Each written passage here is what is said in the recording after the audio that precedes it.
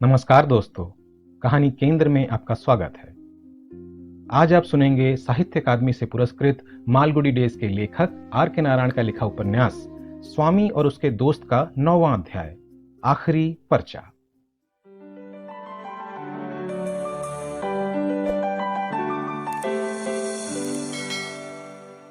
सूखे होठ, खुश्क गला और स्याही से सनी उंगलियां और मन में एक तरफ थकान तथा दूसरी तरफ हल्कापन और खुशी लिए इम्तिहान का आखिरी पर्चा खत्म करके स्वामी कमरे से बाहर निकला। परीक्षा कक्ष में ये उसका आखिरी दिन था।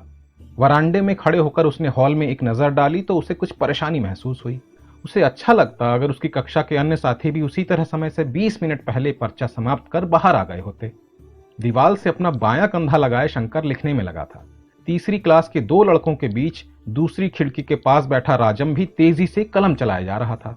मणि सामने टकटकी बांधे देखता कलम से अपनी ठोड़ी खुजा रहा था। मटर कुर्सी पर पीठ टिकाए अपने जवाब दोबारा देख रहा था। एक अध्यापक कुर्सी पर बैठा ऊँघ रहा था, दूसरा चुपचाप इधर उधर देखता टहल रहा था। परीक्षा कक्ष में छाई शांति के बीच निबों की खर्र खर्र, कागजों की फरफराहट और गला साफ करने की मध्यम आवाजें सुनाई दे रही थीं। स्वामीनाथन सोचने लगा कि उसे इतनी जल्दी बाहर नहीं आना चाहिए था, लेकिन वो ज्यादा देर तक बैठा भी कैसे रह सकता था। तमिल का पर्चा 5 बजे खत्म होना था। 4:30 बजे वो पर्चे के आखिरी सवाल के जवाब की आखिरी लाइनें लिख रहा था। कुल 6 सवालों में उसने पहले का जवाब बहुत अच्छा लिखा था, दूसरे का बहुत सही नहीं था, तीसरा काफी ठीक था और चौथे के जवाब के बारे में वो जानता था कि वो जवाब गलत है, पर इसका सही जवाब तो उसे पता नहीं था। छठे सवाल का उसका जवाब सबसे अच्छा था। इसे लिखने में उसे सिर्फ 1 मिनट लगा।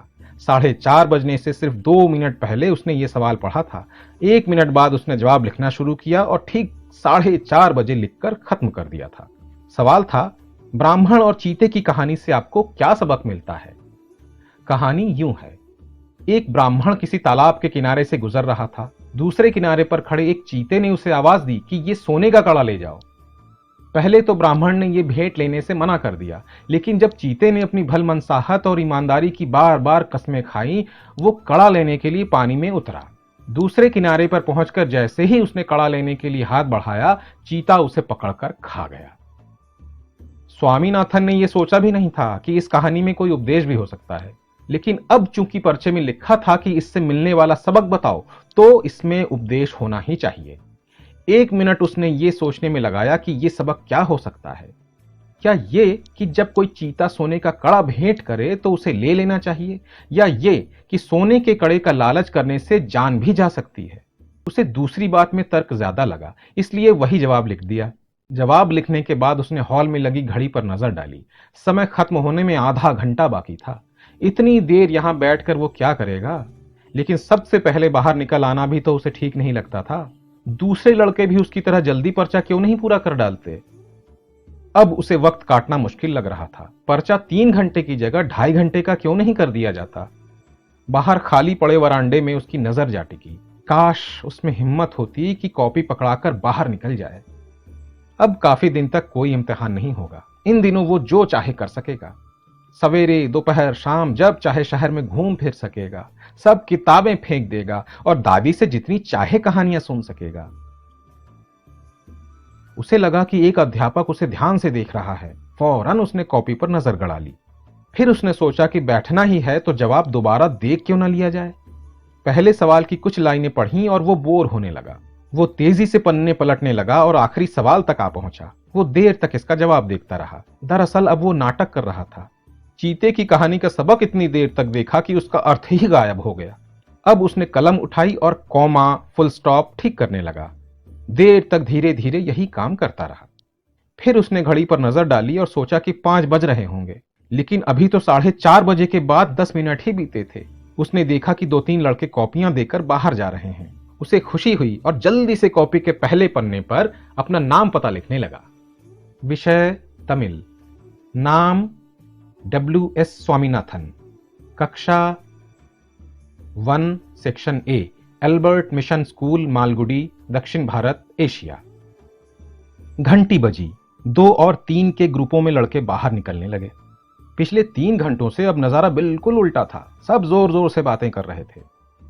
तुमने आखिरी सवाल के जवाब में क्या लिखा? स्वामीनाथन ने एक साथी से पूछा। कौन सा सवाल? सबक वाला?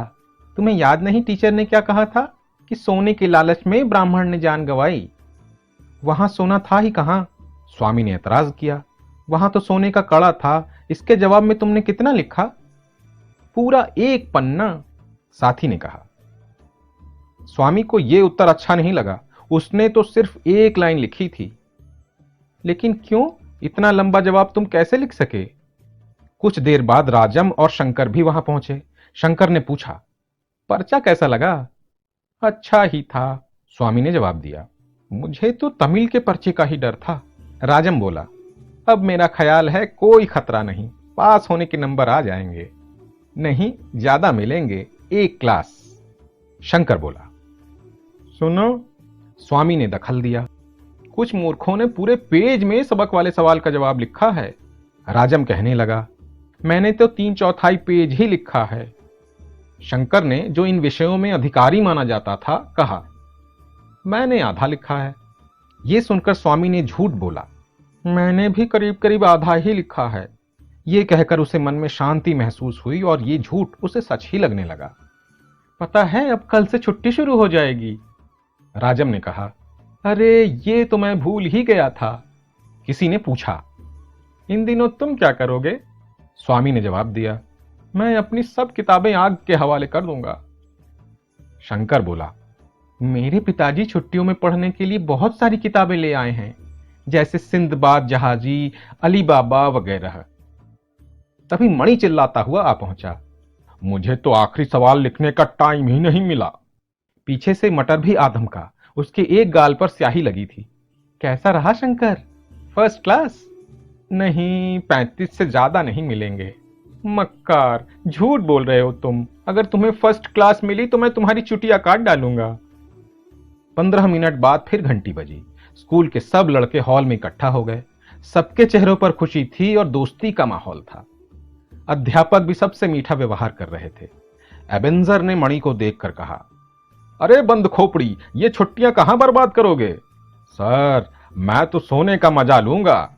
मणि ने आंख दबाकर जवाब दिया, दोबारा वापस आओगे तो क्या तुम्हारा सिर सही हो जाएगा? ये कैसे हो सकता है सर? अगर आप शंकर का सिर काटकर मुझे भेंट कर दें तभी ये हो सकता है। ये सुनकर सब जोर से हंसने लगे। दरअसल अब सब लोग हर बात पर हंस रहे थे, मूड ही ऐसा था। ड्राइंग मास्टर खुशी की लहर में छड़ी से अपना पैर पीट रहे थे। उनका कहना था कि उनके अंगूठे तेजी से बढ़ते चले जा रहे हैं। हेडमास्टर साहब मंच पर खड़े हुए और लड़कों के शांत होने के बाद भाषण देने लगे।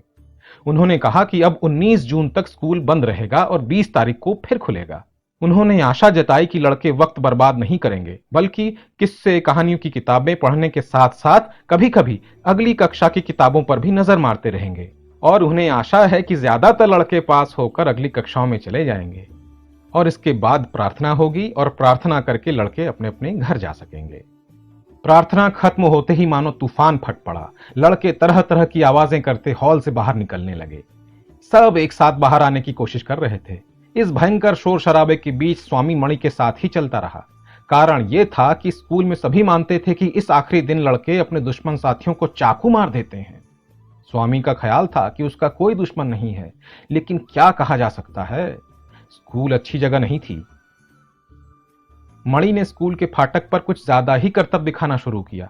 जो भी सामने आता उससे कलम और दवात छीनकर जमीन पर फेंक देता। उसके चारों तरफ के लोग भी यही करने लगे। वे कलम, दवात और ऐसी ही दूसरी चीजें छीन छीन कर फेंकते जाते और नाचते गाते। 2-3 छोटे लड़कों ने इसका विरोध करना चाहा तो मणि ने उनके कपड़े और टोपियां उतार ली और उन्हें भी स्याही से रंग दिया। इस काम में उसका बहुत से लड़के साथ दे रहे थे, जिनमें स्वामी सबसे आगे था। आजादी और खुशी के इस माहौल में उसने खुद अपने सिर पर अपनी स्याही की बोतल उड़ेल ली थी और आंखों के इर्द गिर्द स्याही से गोले बना लिए थे। एक सिपाही सड़क से गुजरा। मणि ने चिल्लाकर कहा, सिपाही जी, इन सबको गिरफ्तार कर लो। सैकड़ों लड़के यही नारा दोहराने लगे। कुछ और बोतलें जमीन पर तोड़ी गई और कलम इधर उधर फेंके गए। मणि ने चिल्लाकर कहा, मुझे कोई सिंगाराम की पगड़ी लाकर दो, मैं उसे इस रंग में रंगूंगा। सिंगाराम स्कूल के चपरासी का नाम था, जो इस हुड़दंग में हिस्सा नहीं ले रहा था। अब अपना नाम सुनकर उसने डंडा उठाया और भीड़ में चलाकर सबको तितर बितर कर दिया।